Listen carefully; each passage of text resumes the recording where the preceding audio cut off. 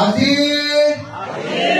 ধেমাজি সাহিত্য সভাভৱনত অনুষ্ঠিত হোৱা ৰাইজৰ দলৰ যোগদান কাৰ্যসূচীত যোগদান কৰা সকলো সদস্যই শপত লওঁ, সংকল্প লওঁ অসংখ্য যে আমি 2026 চনৰ বিধানসভা নিৰ্বাচনত বিজেপি মিত্ৰজোঁট চৰকাৰখনক ক্ষমতাৰ পৰা খেদি দিম।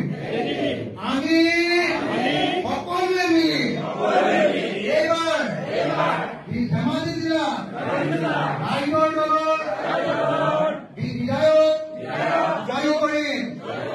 আমি সকলোৱে মিলি ধেমাজি জিলাৰ বিধায়ক জয় কৰি অসম বিধানসভালৈ পঠিয়াম আৰু ৰাইজৰ দলৰ পঞ্চনীতি অনুসৰি ৰাজনীতি অনুসৰি অসমখনক উন্নতি কৰিম।